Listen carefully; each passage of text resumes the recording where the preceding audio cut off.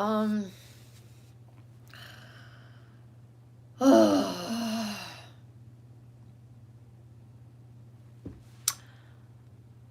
I had a moment today, a long moment, a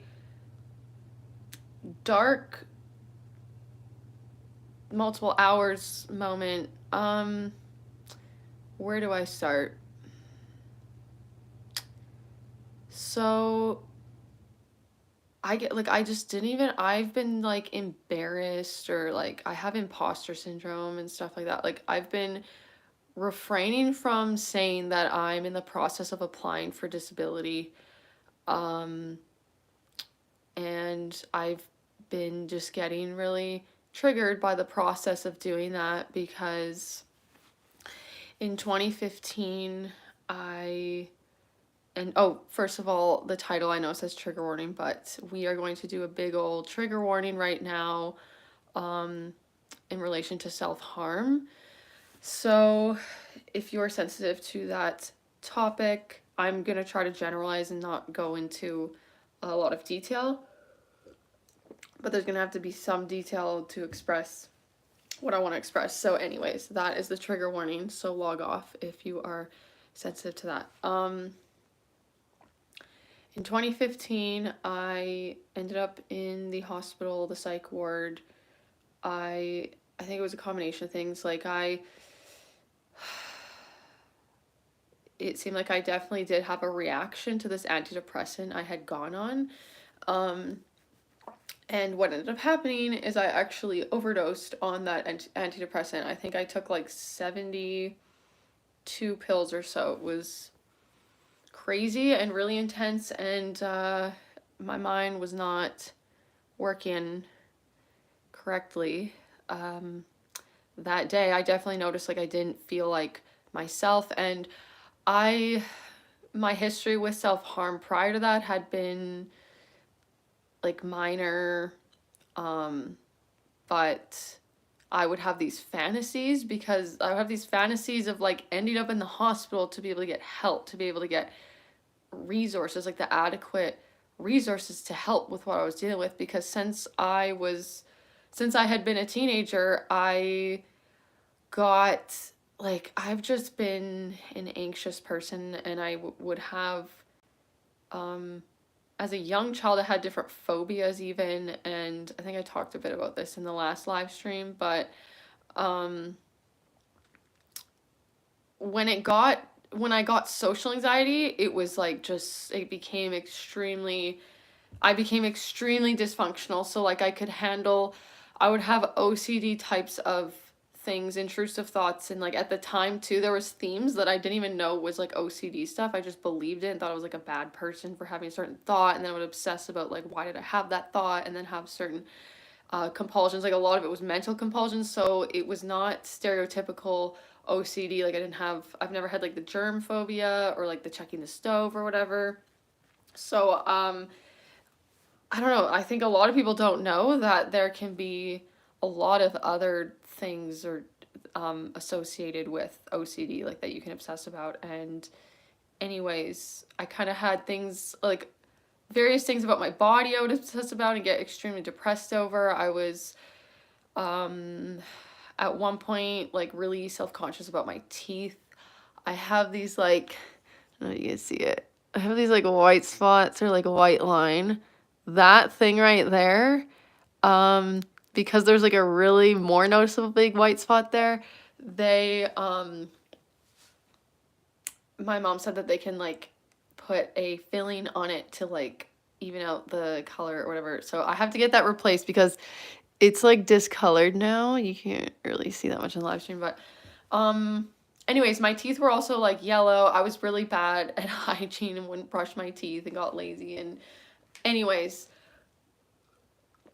just to sort of explain my neuroticism, like that, like one of my obsessions was like the teeth thing, and I was like I would lock myself in the bathroom and just be like crying. I had like all these like mirrors out, and I was just checking and checking and checking in every single mirror or lighting, or like it was really obsessive and excessive. Like I would just check in random whatever, any reflective surface of any kind. Like if I had a spoon, if I was eating or something and had a spoon, like I was like look in the spoon, or like look, I'd like walk past the microwave and like check my teeth like in the thing.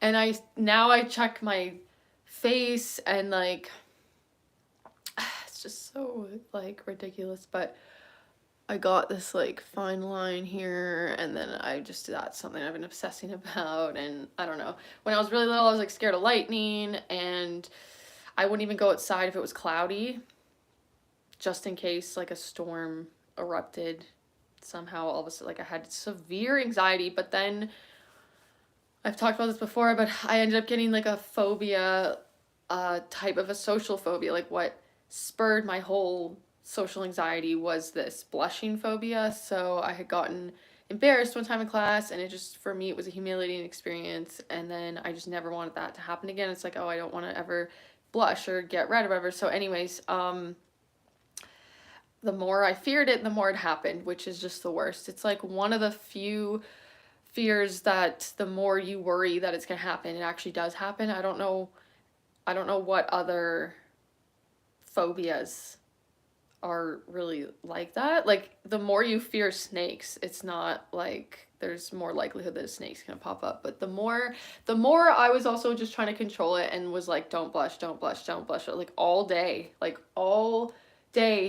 in high school. I remember being like saying that one phrase over and over and over again, and my face was like prickly for the whole day, like hours on end. And yeah, the more I tried to control it, or yeah, it just kept happening. And then like the shame that would be associated with, okay, I have like a really, it's not that big, but there's a freaking knot in my hair right now, and it's like really tight, and it's bothering me, and it's gonna be really hard for me to just let that be. I kind of, it's like I literally just want to rip it out. I want to rip it. Okay, we're ripping it. We ripped it. It's out. Anyways, so when I got the like blushing phobia, because like my escape had been people. When I was having these obsessive things, I was like obsessing about my teeth, or I was obsessing about things about my body, or having different phobias, like the lightning thing. And then I was also had been scared of ghosts and like demons. And but I would be able to escape with people. I was a very social, extroverted person, and I just loved joking around with my friends. And I very much was the life of the party at that time in my life, like before high school kind of thing. And then I got a new phobia, and it had to do with something social. And then I lost that social escape, and my life just became very sad and dark and depressing. And I lost like connection with people. Like I couldn't connect with people. Like I just had severe social anxiety. I was not even comfortable around my own family. If I had to just have dinner with my family, it was like excruciatingly painful in a way, like to be like because it wasn't just like anxiety, it was then like the shame, and then if I blushed, I felt so inferior. Like I just got so depressed too, and I felt really worthless. And I remember praying, like I just wanted God to just take me away in my sleep, so that I didn't have to deal. It was more of like a passive, unaliving vibe. Like I didn't want to actually die, really. Like I just wanted to escape. I was like, I can't live with this freaking problem. And like going to school every day was my absolute worst nightmare, to have anxiety and like panic attacks. And then I was like pushed into I don't know, it was a thing that I needed to get a job when I was 15 years old. So I had a job at Wendy's, and that was just like, for me, just traumatic, because I would just count the minutes on the clock till the end of my shift. Like I just had rolling panic attacks, and then I ended up just not I just didn't show up one day because of the anxiety. And then I just ended up ultimately, I don't know, I left the job, and then I was just called lazy for that and whatever. Like anxiety just was not understood, and that But at that time, like since I was 15, I did start therapy, and like I was actively Googling constantly. When I first was getting these issues, I was actually taking psychology as well in high school, and I was trying to actively fix my problem. I was like, I need cognitive behavioral therapy, and like my mom did take me to some therapists or whatever. But a lot of stuff got invalidated. I actually initially I was like I got in trouble for being anxious and depressed. I actually got yelled at, and my doctor, I was taken to the doctor, and he just thought it was a phase when he first saw me. So then a certain someone got angry at me that I was still having the anxiety, was like telling me to just like cut it out, it's all in your head. And like just a lot of stigma. It's been a lot of stigma, a certain side of my family with mental health. So it was really sad. And I kept trying to work. I kept, like, I would only be able to hold a job for so long. And at the job, it was just like, when you have so many hours too of anxiety just on end, and like, I would just pretend to be my personality. Like, I would also just be masking because I was so ashamed. And I was taught, like, to not really, like, don't let people find out you have a problem or that, or like the stigma of the stuff, or like I was just so ashamed and felt so inferior for people to ever even know that I was nervous around them, that I was like scared of them. Like I had that Wendy's job, the like intimidating manager, I got onto a shift. I had actually just played a soccer game, so I was like flushed from that. I wasn't even like actually blushing. Like I was usually always blushing, but then I'm like, I wasn't even, for once I wasn't even blushing. I was just like, had played my soccer game, and he just was like, he said something like, your face is already scared of me or something, and was just like being intimidating. And I just didn't want people to know that I was like nervous or scared, so I kept trying to just like hide it all and mask. And where am I going with this? I don't know. It was just exhausting. I would lose my sense of self then, and also so many hours and days anxious. Like when I would get home, especially like say I got home from school, like I still couldn't be calm, like even alone in my own room, because someone might barge in and start screaming at me, for one thing. But I would just dread the next day. I'd be also going in my head about all my interactions and how awkward and stupid I looked and all that stuff. So anyways, I kept trying to do these jobs, like could only hold a job for so long. And then um yeah, I tried to do university. I was like pushed into doing university, and then like I failed a couple grades, and I actually started, I think right before university, I did this like exchange where I went to Quebec. That's a province in Canada where they speak French, and I was doing this like language course thing. And but it was just really, I could have had fun if I didn't have such severe anxiety and worthlessness and depression. Like I tried to make the most of it and that, but I was like constantly just so uncomfortable. And then yeah, I couldn't feel safe with anyone or connect with people. Like I felt like I have no one to talk to. I did have I have a close friend still to this day that I felt truly comfortable with her to talk about my problems and stuff in high school and that. But when I would be in these situations, like, you know, in Quebec, with all these people across Canada that like actually went there not knowing anyone, like it was extremely triggering. But it was something that I wanted to do because I hated feeling like I have no life and I can't do anything. Like I would still try to push myself to do things because it was just so sad to feel like, to just be alone. And then but then I would just honestly feel worse with people because I would get so triggered. And then so it was in Quebec that I actually had started self-harming, minor stuff, but cutting. And then I believe I went to university. I went tree planting maybe before university, or no, maybe it was after the first time. Yeah, so I did that like language course thing in Quebec right after high school, and then I just like went into university, and I was encouraged to go. Like my sister was going to university in this other city, and so I was encouraged to just like get out of the city that I was from and that, and to go have experiences and go do that. But then it was just like I was lived in a dorm, and then I just the freaking anxiety. I would just plan when I would go to take the elevator anywhere to the cafeteria. Like I would plan times that it wasn't, maybe it was less likely that I would run into someone and that, and like I just had to like plan every single thing and overthink every single thing, and I just would have these um oh man, like someone could just ask me a question like just trying to think of a question. um like what's the time today, what time is it, or something, and I would just immediately, like my brain would anticipate it to be like just braced for something, like it anticipated what they said to have been like just the worst insult ever or something.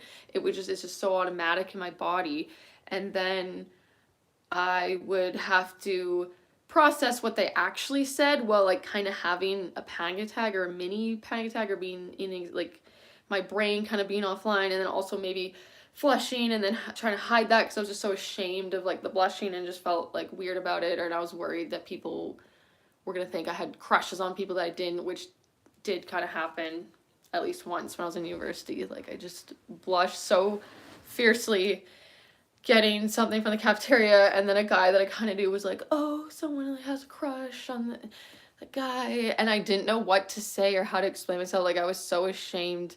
I couldn't be. I just at the time I couldn't be like, "Oh, I blush on everyone." I'm just like I have anxiety. Like I couldn't admit that I was scared at all or nervous or inferior and uncomfortable. Like I just felt like such a piece of shit. And so after these awkward interactions, like I couldn't deal with myself. The self-harming was like a way to cope with how just worthless I felt and weird, and I would just feel like an imposition on people just for being awkward. Like I would literally feel like I did something wrong.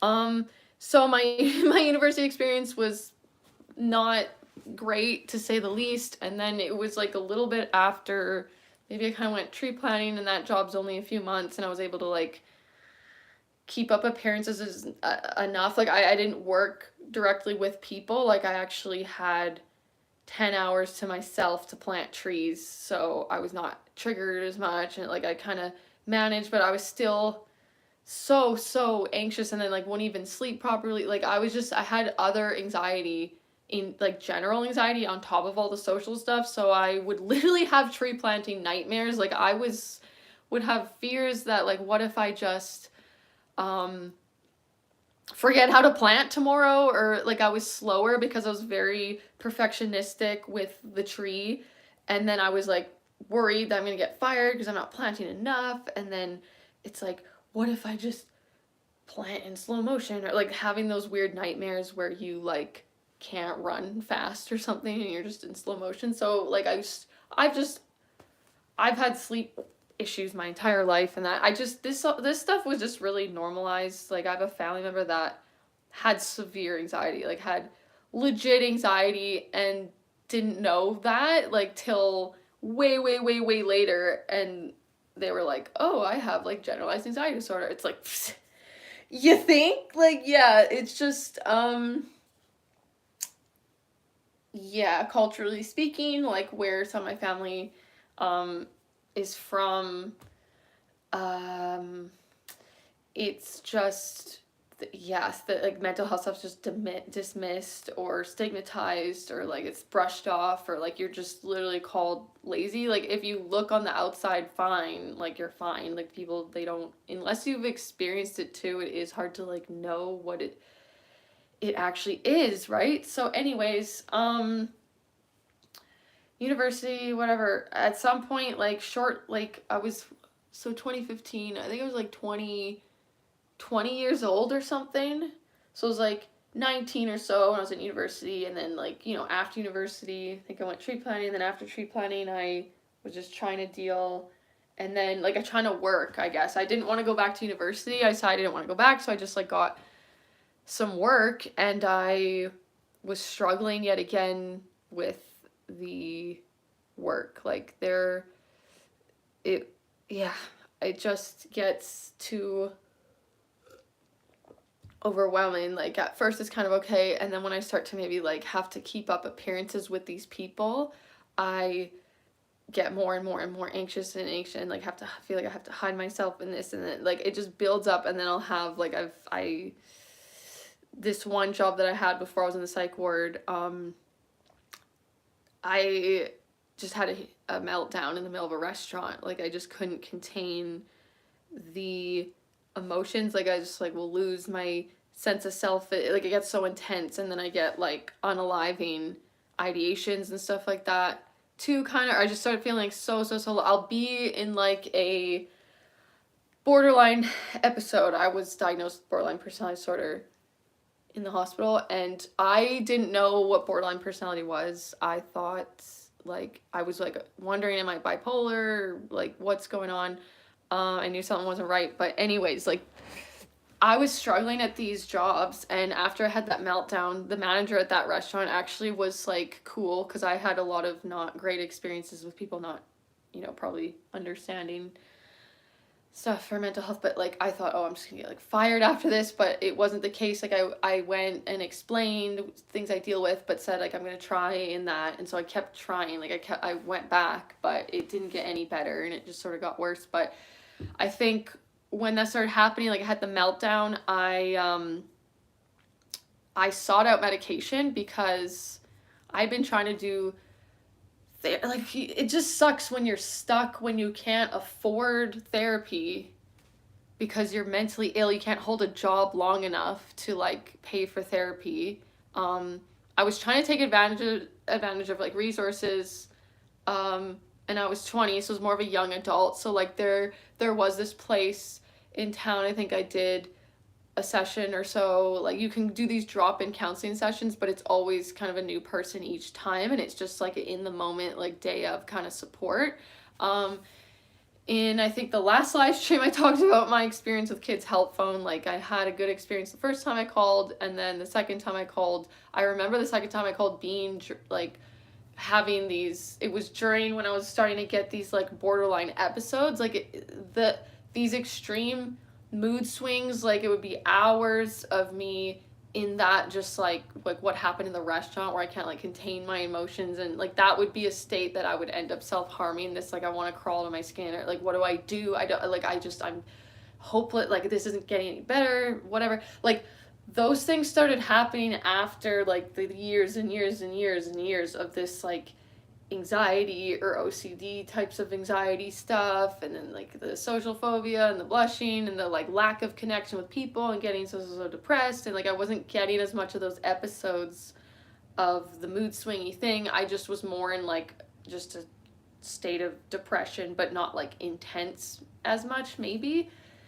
So yeah, I was like I was always actively trying to get better, and I didn't like, I remember to looking at resources and thinking it would be like easier if I had a drug addiction in addition, because there was like a lot of available resources for adults or young adults.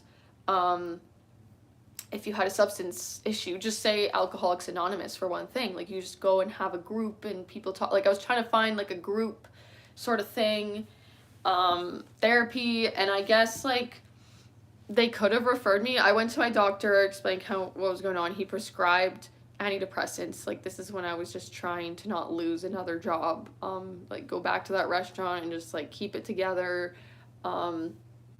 I also had a new car at the time. Like my dad had taken me to look at sort of cars, and then I couldn't even afford like a car up front. So then I got a new car. Like he had a friend at a dealership, and he told me, he was like, a car, this, will keep you stable. But it didn't. I got more unstable because the pressure and I was just not able to do the thing that people do that I've never been able to do. But where was I going with this? The car, God, I didn't sleep well last night. This led up to me being in the hospital, was this antidepressant. Oh, I guess what I was going to mention is I found out afterwards, like, they could have referred me to, there's this clinic, like, this is the Canadian mental health system, like, there is therapy fully covered, and there's like group therapy and then one-on-one therapy or whatever, but it's through this clinic, and I think you can get put on this list, like referred without having to be in the hospital, but I had no idea about this sort of resource that like I could get and like not um only get if I had been in the hospital or something like that. So before too, I think I went on the antidepressants, I would have these fantasies of like if I can't take care of me, someone else can. And like I had fantasies of like ending up in the hospital somehow, whether that was overdosing on some sort of thing or whatever, like a cry for help thing. I would have those like thoughts and stuff, but then I always had a rational side of my mind that was just like, well, no, you can't do that. Or I probably also felt just like it freaked me out. Like I wasn't gonna do that. I was such an anxious person and like worried about like my health. Like I was probably at that time still even like steeped in like obsessing about chemicals in food and just being so worried about like the chemicals in food are everywhere in like mattresses and couches even, and like flame retardant chemical, like all different chemical. It's like I was just so scared that I would never do something like that. Like I would be too scared to. But I started taking these antidepressants and I think I was about 10 days in, and it just one day something switched in my brain and it was just weird, and I was not my full self, and I was just like on a weird autopilot. It was weird because I was like, oh, for once I'm like in the moment and not overthinking anything, and I like had this whole, I just started thinking about this like plan to die, but then I was having unaliving ideation and thoughts, and then I having those thoughts, I was just like, my first idea, it was like winter. I'm up north here in Canada. It's pretty cold. It was maybe -20 or it was like -30 even at this time. And I remember having this like idea to like jump in the river. But then I was like, well, I don't want to actually like die. Like maybe I'll like jump in somewhere that I can jump out, and then I'll just if I'm meant to die, I'll die, and if not, like someone will help me and then I won't die, and like I don't know, it was just like this whole thing. And then I was just like, I've been so uncomfortable for so many years. I hate the cold. I've never liked the cold. I'm not gonna be cold and uncomfortable, so scratch that idea. And then I don't know, I hadn't been drinking, but I think a day before maybe I had some drinks, or like I was usually pretty like I full on would just not be into drinking alcohol at all, and like especially just with my mental health, like trying to do everything right like to get better, and I knew alcohol's a depressant, so not gonna help me, not good. But I just didn't care at this point anymore. I was just like, I I'm done, like I've tried and I don't know what I um need to do more to try to get help, or like I just am stuck. I don't know. I ended up just getting drunk, buying cigarettes, which is ew and just not me, and like just trying to do all the bad all just the sketchy things that I could find. I don't know. I like got Red Bull, so I was having like alcohol and Red Bull and then just smoking like cigarettes. I checked into this sketchy ass hotel, this motel, this yeah, just, and then I brought my antidepressant medication I've been taking, and I got drunk in that, and then at some point I like took the things, and it was like, I think, yeah, I don't know, it was like at least a month's worth or so of whatever, but I swear I was like given like 3 months amount in that bottle, but I don't know, -10 pills. But and then I like just I called like an ex boyfriend at the time, and he also was like a nurse, and I remember I was so out of it, I like didn't even remember I had taken the things. Kind of, I just was like in the moment again. I just like that hadn't happened, and I was like talking to him, and then I ended up like mentioning saying that I was like drinking, and he's like, what, you're drinking? Like, you don't drink, like, what's going on? And then I ended up being like, oh, and then I took this stuff, and then my heart just a bit after started pumping really fast and uncomfortable, and then he was like, you need to go to the hospital, and they might not be understanding, and this, like, he kind of prepped me for what I might deal with, that like people might, that there might be a bit of a stigma or something in that. And like, I did feel, I don't know, maybe my who knows how well my perception was, but I did feel just a bit of a, like, just, I don't know, uncomfortable. Just even like the first lady, like, I showed the bottle and explaining that, and then I just felt like she was kind of being just really cold and whatever and judgy, but maybe she wasn't, I don't know. But anyways, they gave me activated charcoal, so I like chugged this black stuff that like soaks up all the toxins in that, and then you like puke it out, whatever. And I was very shaky. I was so out of it, and people kept questioning me, like multiple different people, and they just assumed that it was fully, I was like trying to unalive myself. And then I remember this one lady just came and sat like right on my bed, way too close. I was just like shaky in that from what I had taken. My heart was like, my heart rate was like way too high. And then, but I was like stable before she like came in, and she sat right on my bed, and she's like, so you did, what did she say? I don't know. It just freaked me out. I don't think she was like trying to be any which way, but it was just too close for comfort, because she like sat right on my bed and kind of started questioning me about it. And then when she said whatever she said, and like she looked at me right in the eye in that, and I just started like convulsing, like I got like stuck and I couldn't even like answer. And then she just looked at me horrified, like she was like she just ran out of the room, and I never saw her again. So that was that. But anyways, I didn't mean for this live stream to be so long, it's such a long story. But after I ended up in the hospital, I finally felt like I had some help in a way, like adequate enough for all the years of what I've been struggling with and trying different therapists, sort of like my dad would kind of help, pay for certain therapy and this and that, but it's just so expensive when it's not funded. Like, it can easily be like $500 a month at that time. And then the guilt too of like someone paying for me and that. And so I finally, like, I was in the system at this point to where I got a psychiatrist, I got like a team, kind of like a mental health team. That's where I got the social, sorry, kitty wants in. Hi, buddy. That's where I got the triggering social worker counselor that I talked about in the last live stream that was not a good fit. And I got group therapy, and I really liked the group therapy. But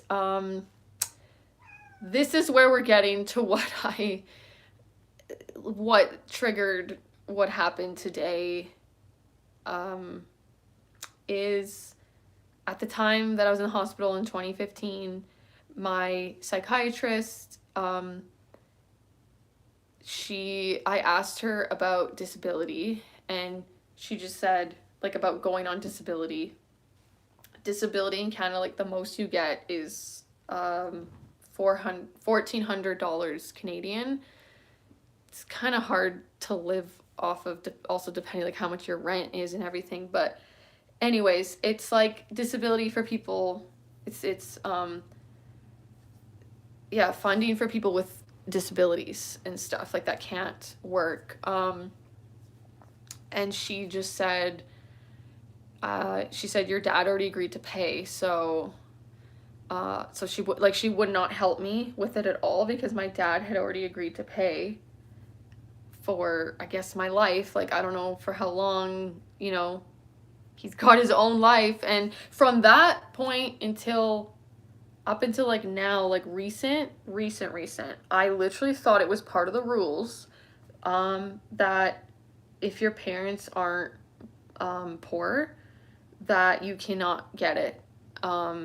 And when I was in the hospital, like I was 20 years old, so I wasn't a minor at all, but she just refused to help me because my dad had already, I guess, taken on and said, yeah, I'll just pay for her life. So um since then I still haven't been able to support my own self fully. Like I've had different jobs kind of here and there, but I was dependent on my dad, and then I went from being dependent on my dad to being dependent on my boyfriend. And also I wanted to mention, before I got, so when I was in the hospital in 2015, I did get into like the therapy and all that, but it was about 7 or 8 months to wait to get into the therapy. Like the people who are in the hospital are first in line, but you still have to wait like at least like 7 months to start your therapy, like your main therapy, your long-term therapy. They have more shorter workshopy kind of groups that it'll just be like a mindfulness group, and it'll be like once a week maybe for a month. And but the dialectical behavioral therapy, which is for borderline personality disorder as well as bipolar, and it's more complex than just cognitive behavioral therapy. Like it deals more with emotions and stuff like that. Anyways, like that therapy was not going to start for many months. I still, like, within that time frame, like I tried to go, I was told by a family member, like, what are you going to do? You can't just like not do anything, so you should try to do school. And so I tried to do school again. Like I've tried to do school like 3 times maybe, and like the last 2 times maybe I completed one class. I remember I took one economics class one time. I think I got an A minus, and other than that, I don't know. The last time I was taking 2 classes, and I just ended up dropping out of them because I got a whole meltdown, overwhelmed, just like complete like mental breakdown. Like I can't do the project. I can't do I don't know, just like crisis mode, right? Like, and so last I've heard, like I'm on probation, and it just was never for me. University was never for me, and it was just like I did start writing music when I was 15, and I'm just like embarrassed to even mention the music stuff because I watched my videos on here, and like I'm embarrassed that like I feel like I've gotten a lot better, and I'm like my first videos on here about with me singing, I'm like so not on pitch and stuff. So I don't know, I just feel embarrassed to be like, oh, I do music and I want to pursue music, and but don't look into it because that stuff is not, it's not it's not great. So I've improved like a lot, and I've been working hard at it. But the only thing that I felt like good at was music stuff or editing, like video editing and stuff like that. So okay, my cat's like chewing a box. Baby, stop, please. Okay. We're all over the place. It's a long story, but I was not encouraged by at least one parent, like, to pursue the artistic stuff. I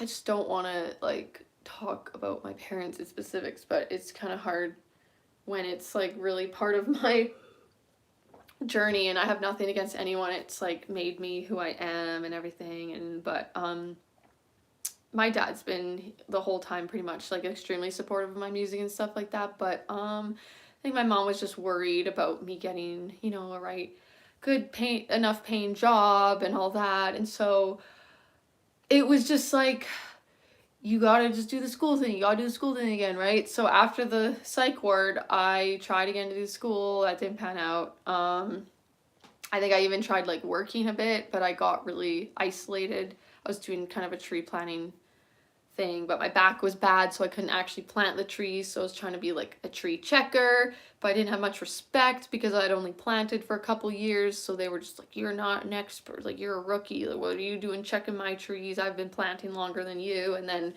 I was more solo, like I didn't have a crew, like a group of people. So I got really, really isolated, and like started to get really, really, really low again and really depressed. So I tried to, I don't know, do productive things didn't work. Finally got into my therapy and everything, and then I did, how many rounds? I think I did at least one full round of this therapy. I think it was like a 6-month thing, this group stuff, the dialectical behavioral therapy. And then I might have done it one other time, but maybe not. I don't know. But I ended up getting, this is where the system sucks. Like, they try to get people out of that system.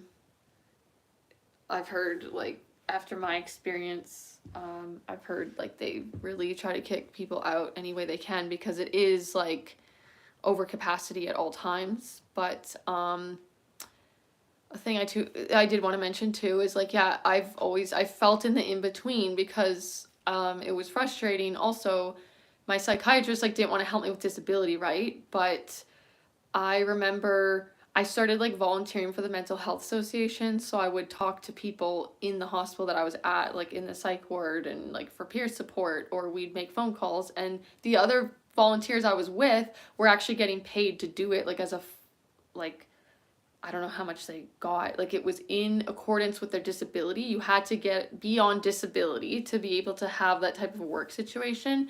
Like, I got a little bit of money for it, but it was, like, hardly anything. And my hours, like, they were getting at least part-time, maybe hours, and, like, earning a full living and being independent and supporting themselves off that wage. But I just wasn't eligible because I was not on disability. But then I felt like, okay, I guess I'm not bad enough to be on disability, but I'm not good enough to, like, hold a normal job, or a job that's not, I'm not going to get supported in my issues with. And then I just felt so stuck in that even. And then I end up getting discharged from this clinic completely without my knowledge.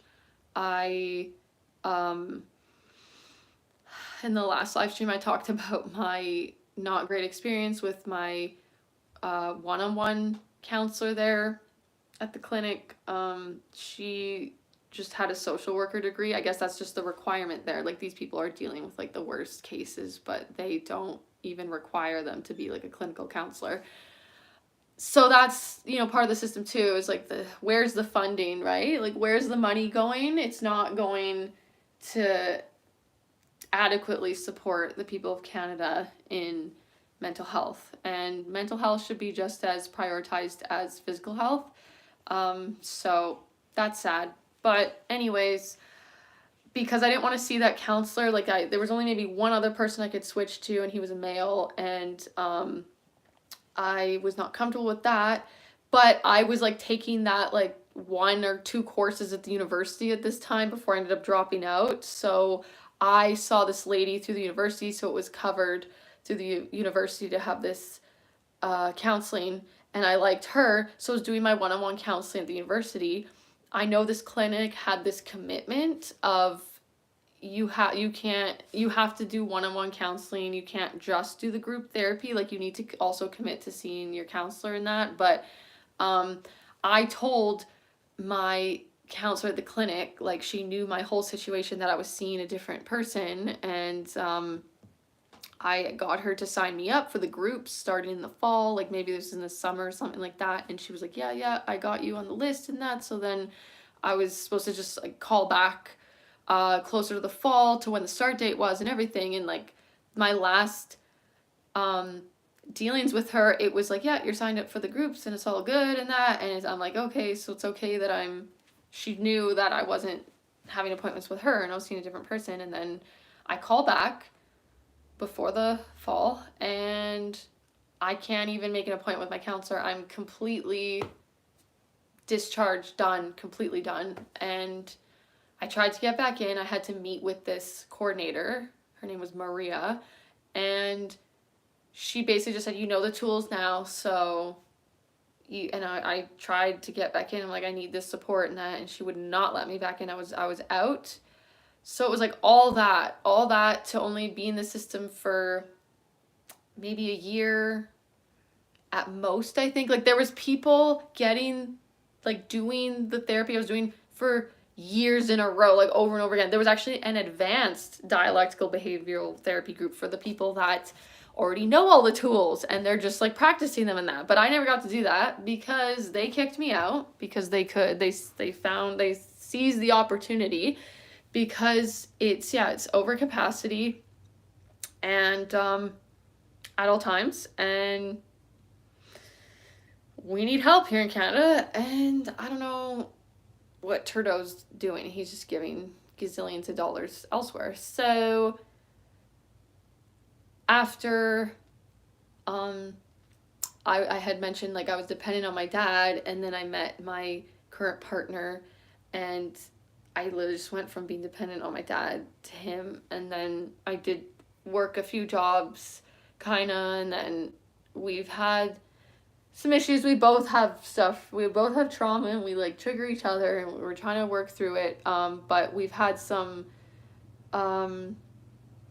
we had a separation that was for about 5 months. So that was the last normal job I ever worked, and I went to Vancouver and I worked for this construction company. So it was like I always did better and preferred at least like working outside. Like a confined space was just super triggering in and of itself, like feeling trapped, but still just working closely with other people and personalities. And I'm just hypersensitive, and just so much of the social anxiety and the triggers and the this, and I just go into, I'm like in fight or flight, and then I also go into full on fawn response, which is like placating mode, which is just being extremely agreeable and that, and like just having no personality. I would feel like a robot or not myself, and then that's when I would like so much of that it just gets worse and worse and worse, and then I just want to unalive. Like I just start having I can't do this. I don't know how people do this every day. Like I just need a sense of self, like I'm losing my sense of self. And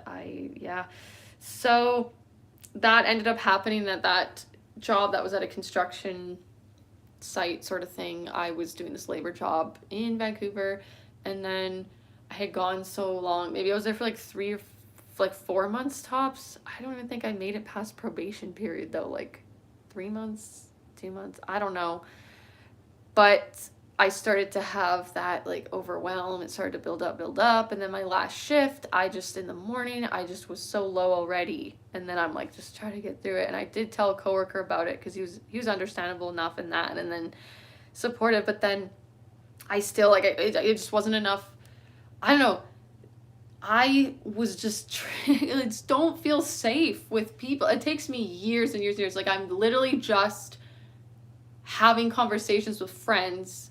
I was too scared to even ask for security, to be like, hey, did I drain you? Was I talking too much? Was I being annoying? Or like, I just think people just hang out with me to be nice or that. And then them just giving this reassurance genuinely like, no, I actually really enjoyed our hangout. Like, I'm like, okay, I feel a bit more okay and secure now. But I would not ever do that, ever, until just so recently. So coworkers that I've known for months, like still, that's nothing. Like there's a lot of family members that I like literally do not trust or feel comfortable with. So my last shift, I just couldn't contain the emotions, and like it just got worse as the hours went on. And I tried to just like keep it together, and then it got to lunch hour, and then I was having a full on mental breakdown with unaliving ideation and everything like going on. I was in my car, and I just like call my boss, just crying and just saying that I am having it and I like can't go in. And he was nice and supportive, but then I just ended up going, I just went back to the town that I had been in before, and like I ended up just getting back together with my boyfriend and that, and then depending on him again. And then we did YouTube stuff. Like I've made money editing, doing YouTube. We have a channel together that's been offline now for a while, but it still was just never minimum wage. And then I just struggled with that, even just like trying to focus and that. And then I like got diagnosed with ADHD and tried ADHD meds and that, which did like actually help at the time. But it's all trauma. Like I do have ADHD brain and way of thinking or doing things but the behavioral stuff makes way more of a difference. And like I just meds and me just usually don't mix, because leading into today, I've been trying to now, like, I moved out of my boyfriend's house on February 18th because it was just, we were triggering each other, and I just was like feeling not emotionally safe in the environment. And it, like, we just have had a very toxic, dysfunctional history, but there is a lot of love and genuineness and connection underneath. But I was just cray cray when I was first with him, and oh, now my battery's gonna die. We're gonna need to end this soon, so at least we're getting to the end, because my battery's at 20%. We still have a bit. So we've had just we've had a few. The first separation was only maybe a couple weeks, and then the other one I talked about was like 5 months. Other than that, we've been together for like 7 years. But I was not working at all when I met him, and still heavily steeped in my issues and my trauma, and so it's been chaotic in that. And but we communicate a lot and everything, but it's sort of like when you both need to heal your own stuff to be able to fully accept and love one another, and to not be doing the like immature, constant, stressful stuff. Like, I was really working on my stuff and myself, and then I just couldn't there was just little spats that were happening, and defensiveness, and I needed to get out of here. And he realized a lot of things after I had done that, but at the time he was just like, it was when I would talk just about my feelings, and he's more avoidant, and I'm like anxious attached. If you know about attachment styles, I think he's like full on fearful avoidant, but he tends to lean avoidant, and then I would be anxious attached. And then I realized I need that independence, and I need to like have my own freaking life. Like, I just would revolve my whole life around him and day and everything. And then it was like not healthy either with the finances, like him paying for things. And then we had that channel together, and then he expected a certain amount of hours and time and work to go into that channel. But I wanted to try and work on my own stuff and my music and like balance it. And I was like so bad at time management or balancing it, and just like having different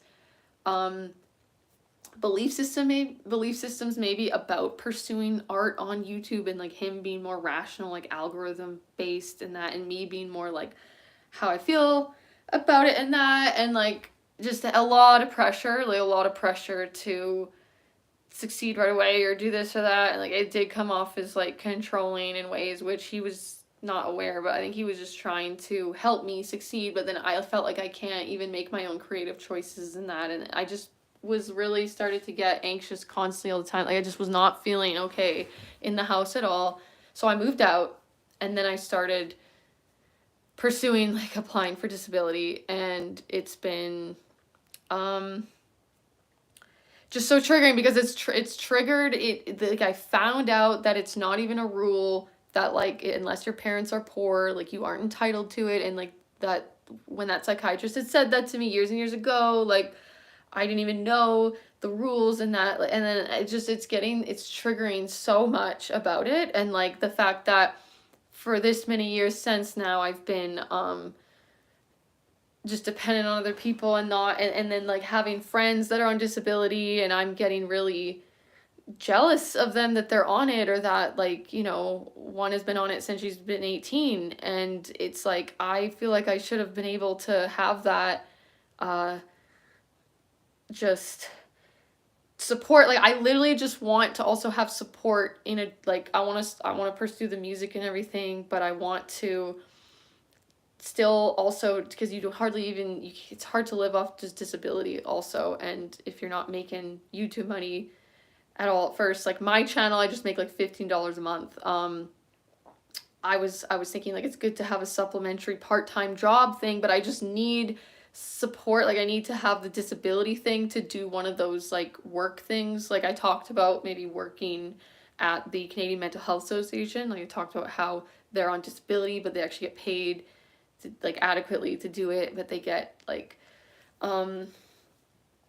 you get supported in what you deal with. Like, I feel like a lot of jobs can't provide what I need. Like the one job I lasted the longest at is I worked in a group home, which it was really triggering though. I got like yelled at, I got spat at, I got like I had to just mask because I can't show too much vulnerability because like depending on the kid, like the kid will just use it against you and this and that. But like they cared about mental health, but they were so understaffed, and it was like I was doing well and wanting to do well, and then they just gave me more stressful types of things to do, and it's really intense like stuff. Like it can be really emotional, and a lot of people go on stress leave at that job. And but the group home, they like really supported mental health. Like I could say, hey, I need a mental health day, and they'd let me take it and not, shame me or get so. But I couldn't deal with the stress of that job and dealing with kids maybe overdosing and stuff like that, like on my shift. Like I would just sit there like, oh my god, oh my god, oh my god, what if I need to use the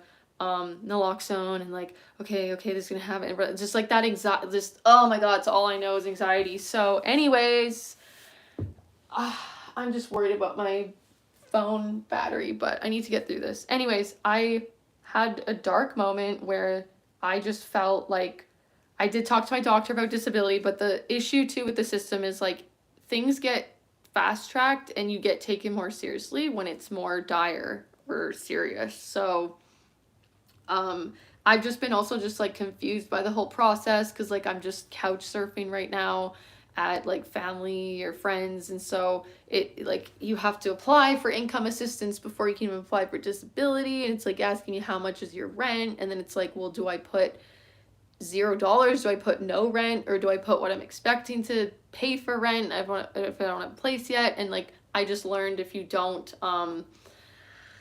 put that you pay any rent, they'll just give you $500 less, and then it's like you can't, like, how do you live off that?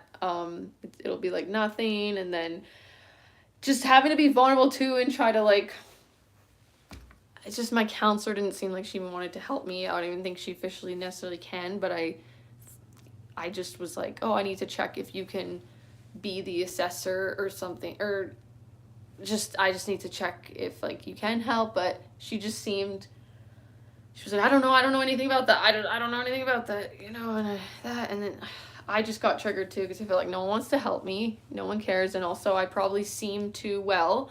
I started really worrying about if my doctor's appointment was good enough and if I'm gonna get approved and how long it's gonna take. It could take like 4 months or more, or like for me, I'm not gonna get fast tracked because I'm not someone in the hospital or in a dire situation. So I had very dark urges and thoughts this morning to like overdose on my ADHD Concerta medication, and I just like was sitting there, and it kept like, I kept having these like visions of like me doing that, and then it was getting really uncomfortable. It was like happening all morning, and I felt really sheepish to just go to the hospital, like thinking I'm just gonna waste their time too, because like nothing's even wrong with me. But I did bring myself there, and then it was really, really busy and everything, and so I actually just ended up leaving, and I went back to my place that I'm staying, and then my boyfriend called me and could tell that like I was not well, and then he picked me up, and then he's been watching me and stuff, and then I was like Googling what happens if you like overdose on Concerta and that. Like I had been doing that all like last night and then in the morning, and then when he picked me up and he took me here, then I started like thinking about, he also took my Concerta away from me because he's like, you're not having this. I started like thinking about taking his antidepressant, and it was like way more doable because I'd actually already done that, so I was like way less freaked out. Like my motive was like, I want to get back in the frickin' system for one thing that kicked me out, and I'm pissed off, and like, yeah, I just was really, he hit all the meds, so we're good. But the system just sucks. It like incentivizes you to really hurt yourself to get the help or resources, or to like prove that you need help. And like I just have been really just mad and triggered about how I went through what I went through to not even be able to get designated as like the disability, or to get that type of support, and then also to get like discharged so soon from that clinic. And it's like, it's almost like screw you guys, I'm like gonna put myself like back, like you caused this, like yeah, I don't know, it's cray talk and like manipulative, but it's, I don't know, I got borderline and I'm just fucking pissed. So, but nothing's gonna happen. I was having really intense thoughts and urges about the whole thing, and like, I don't know, I had needed to be fully living out of this house and independent and everything, but I don't know, now my boyfriend and I are kind of talking and like maybe I'll move back in, but because the whole freaking disability process thing is like triggering me, and like they're gonna check all your bank statements and they need to see that like no one's giving you a certain amount of money or this or that, or you have to like check up with them, you have to give them like I have nowhere to solidify where I'm living, but then you like need to give them a landlord thing check, or like if you don't have that, then they give you like, I'm just like, how can I be independent, how can I be fully financially independent, and I just feel like I don't have that, like I just don't, even if people are willing to pay for me, it just feels like I owe them something, or like I feel sometimes controlled in certain ways, like too, or that I can't just be doing what I want. So, but anyways, okay. We're done. That was a lot. I apologize. I tried to do big trigger warning at the beginning and everything, but I don't know. I just will casually talk about this because I'm also just desensitized to it, and I'm just like, I'm done with society sometimes, to where I'm just like, screw it. Like, I don't care anymore. But I'm not going to do anything, and I can't because the things are safely hidden in a way, but the system is stupid. It's dumb. But anyways, it'll get better. Okay. We're logging off.